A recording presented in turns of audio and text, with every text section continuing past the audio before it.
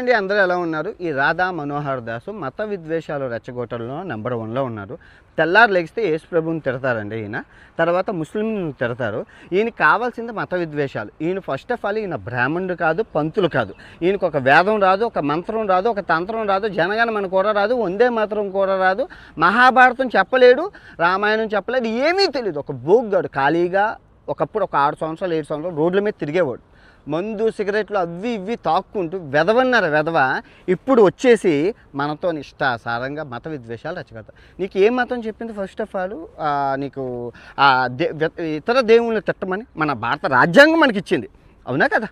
రాజ్యాంగం ఇచ్చిందా లేదా? ఇన్ని దేశాలు నేను తిరగడానికి కారణం బైబిల్. సహజంగా బైబిల్ ఎక్కిన వాడు ధర్మ వ్యతిరేకి, నేను వ్యతిరేకి అయి ఉంటాడు. 14 ఏళ్ళ అది. ఇప్పుడు నేను 100 సార్లు చెప్పాను నేను ఒక హిందువునని, కానీ మీరు నా మతం ఎందుకు మార్చాలని ట్రై చేస్తున్నారు? ఫస్ట్ ఆఫ్ ఆల్ నాకు తెలియకరుగుతాను. ఇప్పుడు ఈ భగవద్గీతని, ఈ వినాయకుడిని 130 దేశాల్లో తిప్పి చూపించాను. నువ్వు ఎప్పుడైనా చూసావా? నేను మహాభారతం చెప్పాను, ఉపవాసం ఉండి 60 రోజులు చెప్పాను. నాకు ఎంతో ఇష్టం. పొద్దున్న లేస్తే సూర్య నమస్కారం చేసుకొని భగవద్గీత కంఠోపాతంగా నాకు వచ్చు. ఇంకా రామాయణం రేపు చెప్తున్నాను, మొత్తం ఏది గరుడ పురాణం, భాగవతం అన్నీ నాకు నేను సంస్కృతంలో చదువుకున్నాను, నాకు ఇష్టం. అయితే ఈ ప్రపంచ యాత్రలు తిరిగే క్రమంలో నాకు ఆస్ట్రేలియాలో ఈ బ్యాగ్ ఇచ్చారు. ఇది 30,000 రూపాయల బ్యాగు. 3 సంవత్సరాలు అయింది. ఆ బ్యాగ్లో ఓపెన్ చేస్తే బైబిల్ ఉంది, పరిశుద్ధ గ్రంథం. ఏ దేవుడైతేనే ఉంచుకున్నాను. ఇందులో తప్పే ఉంది? అంటే నీ సిద్ధాంతం ప్రకారం తీసుకెళ్ళి ఈ బైబిల్ని పారేయాలి, అంతేనా? అంతేనా నువ్వు చెప్పేది? అంతేనా? ఈ బైబిల్ని క్యారీ చేయకూడదు. భగవద్గీతను పట్టుకున్నాను, వినాయకుని పట్టుకొని తిరగాలి తప్ప ఈ బైబిల్ని తిరగకూడదు. ఇది మత విద్వేషం అంటారయ్యా. మీ వల్లేనయ్యా ఈ జనరేషన్ నాశనం అయిపోయి కొట్టుకు సస్తున్నారు. దేశం అభివృద్ధి వద్దు. ఇప్పుడు నేను మలేషియాలో ఉంటే ఒక పెద్ద ఆయన పిలిచి ఖురాన్ ఇచ్చారు. చదువు అమ్మ, ఇంగ్లీష్లో ఉంటుంది, నీకు అర్థం, నీలాంటి వాడికి చాలా ఉపయోగం. అన్ని మతాల్లో బొక్కలు ఉంటాయి, కానీ నువ్వు చదువుకొని అల్లా ఏం చెప్పాడో ఒకసారి విను, ప్రజలకు చెప్పు అన్నారు. తప్పే ఉంది? ఇప్పుడు ఇది నేను పట్టుకుంటే నీకు తప్పేం వచ్చింది? అన్ని మతాలని గౌరవించమని మన రాజ్యాంగం మన రాజ్యాంగం చెప్తుంది. మన రాజ్యాంగంలో అన్ని మతాలని గౌరవించమని ఉంది, అన్ని మతాలతో సస్యశ్యామలంగా ఉండమని ఉంది. నీకు ఏ మతంలో నచ్చితే ఆ మతంలోకి వెళ్ళమని ఉంది. నువ్వు ఏ దేవుని నచ్చితే ఆ దేవుని, మన రాజ్యాంగం ఇచ్చిన మన హక్కు. మీరు వచ్చి మత విద్వేషాలు రెచ్చగొట్టి కొట్టుకు సావనరా అని చెప్తున్నారు. 2026 గుర్తుపెట్టుకో. ఈ రెడ్ బుక్లో బత్తాయిలు అందరూ ఉన్నారు. ప్రతి ఒక్క బత్తాయికి జ్యూసు పిండి నేను బజార్లో నించోబెట్టకపోతే, భగవద్గీత పట్టుకొని చెప్తున్నాను, నేను ప్రపంచ యాత్రికుడు నా అన్వేషణే కాదు. ఒక హిందువుగా నేను ఉంటే మీరు మతం మార్చడానికి ఎందుకు పదే ట్రై చేస్తున్నారు? నేను చూపించిన భారతదేశంలో ఉన్న దేవాలయాలన్నీ చూపించాను. ఆ దేవాలయాలన్నీ చూపిస్తే 60,000 రూపాయలు వచ్చాయి. ఇంట గెలిచి రచ్చగెలాలని ఆ 60,000తో ఈ ప్రపంచ యాత్ర స్టార్ట్ చేశాను. ఎంత దైవ బలం లేకపోతే నేను ఇన్ని దేశాలు తిరగలుగుతాను? మీరు ఇప్పుడు నన్ను క్రిస్టియను, నేను మతం మారాను అంటున్నారు. అదే చర్చికి వెళ్ళేటప్పుడు చర్చి చూపించకూడదు అంటే, నీకు చర్చిలు అన్నీ వదిలేసి 130 దేశాల్లో నేను మసీదులు చర్చిలు వదిలేసి నేను గుళ్ళు చూపించాలా? గుళ్ళు కొన్ని దేశాల్లో లేవు, నేనేం చేయాలి? ఏ మతం అయితే ఏంట్రా? అన్ని మతాలు చిన్నప్పటి నుంచి కలిసి ఉన్నావురా. సబ్కా మాలిక్ ఏకే హే అనే నినాదంతో ఉంటాను. నీకు ఇంకా ఈ 3 మతాలే కనబడుతున్నాయి. నేను ప్రపంచ దేశాల్లో ఇంకా చాలా మతాలు స్వీకరించాను. నీకు చదువుకోలేదు కాబట్టి నూతులో ఉన్న కప్పలాగా నాకు అదే అనుకుంటావు. బయటకు వచ్చిరా ఇప్పుడు నువ్వు యేసు ప్రభువుని ఇష్టాసారంగా తిడుతున్నావు. నేను ఎవరు కాన్సన్ట్రేషన్ చేయలేదు. కరెక్ట్గా కాన్సన్ట్రేషన్ చేస్తే ఈ పాటికి నువ్వు బొక్కలో ఉంటావు. శ్రీకృష్ణ జన్మస్థానం ఎక్కడుందో అక్కడ ఉంటావు. దేవుని తిట్టకూడదు, తెలుసా నీకు? అది నువ్వు ఎన్ని తిట్టావు? దరిద్రమైన ఎన్నో అన్నావు. ఇప్పుడు నువ్వు వాళ్ళ అనడం వాళ్ళ మత విద్వేషాలు రెచ్చగొట్టి వాళ్ళు ఏం చేశారో తెలుసా? వాళ్ళు ఎన్ని తిడుతున్నారో తెలుసా? నీ వల్ల వాళ్ళు తిడుతున్నారు. నీ ఫోటో పెట్టుకొని వాళ్ళు ఏమన్నారంటే, అయ్యప్ప స్వామి ఎలా పుట్టాడు అని చెప్పాడు. అది వింటే నాకు తెలియదు, అది విన్నాక నాకు అతి జుగుప్సాకరంగా అయింది. ఇద్దరు మగవాళ్ళకి పుట్టారని వాళ్ళు రాశారు. అది నిజమా కాదని చాలామంది ఫోన్ చేసి అడిగాను.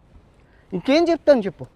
ఆ తర్వాత శివుడికి లింగం ఎలా కట్ అయింది అని చెప్పి వాటి గురించి నువ్వు చేస్తే వాళ్ళు చేస్తున్నారు, నువ్వు ఆపాలి కదా. ఇప్పుడు హిందూ ముస్లిం అన్నారు, ఈ క్రైస్తవులు అన్నవాడు హిందూ పెద్దన్ని అయితే ఈ ముస్లిము ఈ క్రైస్తవులు అన్నదమ్ములరా. మన అన్నదమ్ములు మనం చూసుకోము.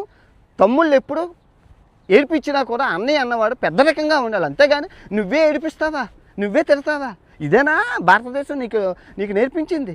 నువ్వు ఎలా అయ్యావు? నీకు ఏ మతం చెప్పింది? ఫస్ట్ ఆఫ్ ఆల్ పరాయి మతాలను దూషించమని, తిట్టమని. నేను కూడా నేను ఏ రోజు తిట్టలేదే, మాట దొరిలింది, దాన్ని తిట్టానని చెప్పి పోర్ట్రేట్ చేసి వ్యాపారం చేసుకుంటారా? ఇప్పుడు చూడు, మీరు కరెక్ట్గా 4 రోజుల క్రితం ఈ బత్తాయిలందరూ నా మీద బురద జల్లేదు. ఇప్పుడు ఏమైంది? కర్మ ఎవరిని వదలలేదు. భగవద్గీత ఇప్పుడు బత్తాయిలో కొట్టుకుంటున్నారు. చూసావా యూజీసీ బిల్ ఏమైందో? హిందువులో కొట్టు. ఇప్పుడు ఈ బత్తాయిలందరూ 2 ముక్కలు అయిపోయి కొట్టుకు సస్తున్నారు బత్తాయి నా కొడుకులు. సిగ్గు లజ్జ ఉండాలి. ప్రపంచ దేశాలు ముందుకెళ్తుంటే 130 దేశాలు తిరిగిన వాడి దగ్గర నా దగ్గర నుంచి నేను ఎంతో నేర్చుకోవాల్సింది, ఎంతో చెప్పాల్సింది, జనరేషన్కి ఎంతో ఉపయోగం ఉంది.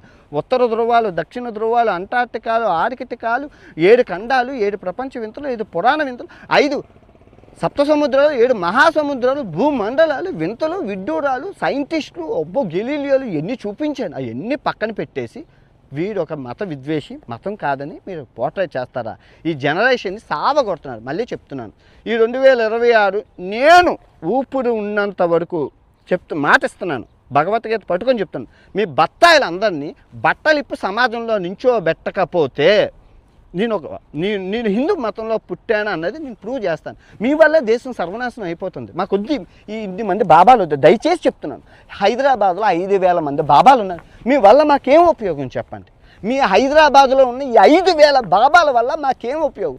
మీరు డబ్బులు మోసం చేసి అమాయక ప్రజలను ఆడుకుంటున్నారు. మాకు ఒక సైంటిస్ట్ కావాలి, మాకు ఒక ఐఏఎస్ కావాలి, మాకు ఒక ఐపీఎస్ కావాలి. మీరు వద్దు, మీ దరిద్రగొట్టు బాబాలు మాకొద్దు. మీ వల్ల మతం బాగుపడడం పక్కన పెడితే పేదవాడు ఇంకా పేదవాడు, దేశం ఇంకా పేదదవుతుంది. మాకు మీరు వద్దు. ఈ బాబాలు దరిద్రం, దేశానికి పట్టిన దరిద్రమే. మొత్తం 50 లక్షల మంది బాబాలు ఉన్నారు ఇంట్లోని. మన బొక్కలు ఒక్కసారి చూడు.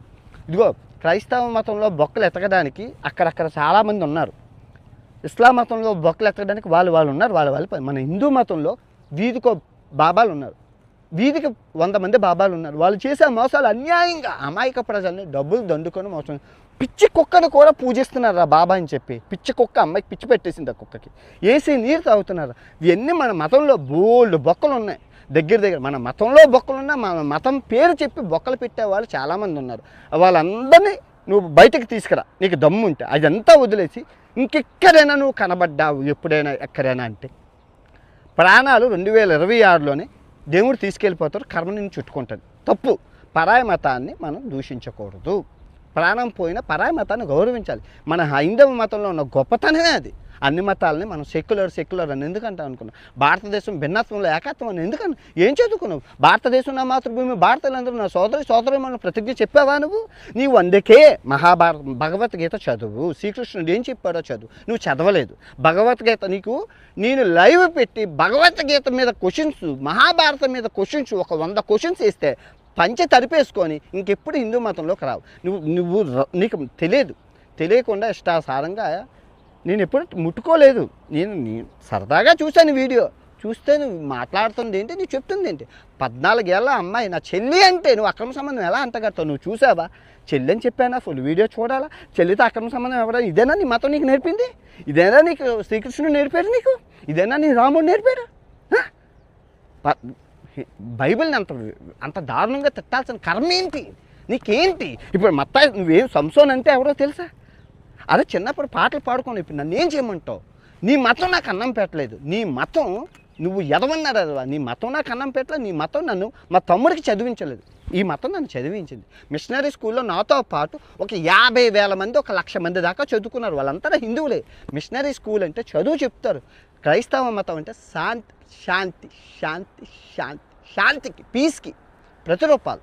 మీరు వచ్చి మత విద్వేషాలు రెచ్చగొట్టి వాళ్ళని రాక్షసుల్లా తయారు చేశారు. శాంతి కపూతాలని రక్త పింజరలాగా, రక్త పొడల్లాగా, నాగుపావుల్లా తయారు చేసి పెట్టిన నీకు ఈ 2026లో రక్తం చూపించకపోతే, రక్త కన్నీరు కనిపించకపోతే నేను ప్రపంచయాత్రకుని కాదు. నీకు ఈ 26 దరిద్రం ఎలాగుంటుంది అంటే ప్రతి చోట్ల నిన్ను పట్టకపోతే చూడు, నిన్ను ఏ దేవుడు కాపాడుతారో నువ్వు చేసిన తప్పులు క్షమాపణ చెప్పు. నువ్వు మత విద్వేషాలు ఇంత విపరీతంగా రెచ్చగొట్టడానికి ఎందుకు? ఈ యదవమండ టీవీ ఛానల్, దరిద్రగొట్టు టీవీ ఛానల్, వాళ్ళ ఉల్లిపాయలకి టమాటాలకి నిన్ను పిలిచి నువ్వు మాట్లాడితే వాడికి ఏమొస్తుందిరా? పొద్దున్న లేస్తే మత విద్వేషం. దేశం అభివృద్ధి చెందద్దు. పేద దేశంలో మనది ఎన్నో స్థానంలో ఉందా? పొల్యూషన్లో ఎన్నో స్థానంలో ఉందా? నీరు పొల్యూషన్, గాలి పొల్యూషన్, ప్రతిదీ పొల్యూషన్. దరిద్రం. రోజు దరిద్రంతో కొట్టుకు సస్తున్నాం. ఆకలి చావులు, దరిద్రం, జనాభా పెరుగుదల. వాటి మీద నువ్వు మాట్లాడు. మతాన్ని మీరు కాపాడాల్సిన దరిద్రం మాకొద్దు. మీ దరిద్రులు మాకొద్దు. మేము చదువుకున్నాము, మాకు అన్నీ తెలుసు. బైబిల్ మేము చదువుకోగలం, ఖురాన్ మేము చదువుకోగలం, భగవద్గీత చదువుకోగలం, అన్నీ మేము చదువుకోగలం. ఈ జెంజీ కిడ్స్కి సరైన దిశానిర్దేశం చేయడానికి ఐపీఎస్లు ఐఏఎస్లు ఉన్నారు. నువ్వు వద్దు, నీ మతము నువ్వు తరిగొడ్డేసుకొని తొంగు.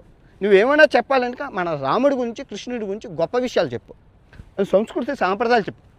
పరాయి మతం కోసం నువ్వేమైనా మాట్లాడావంటే ఇంకా నీకు రక్త కన్నీరు, రక్త పింజిరే ఈ ఇయర్. ఓకే, రాసి పెట్టుకో.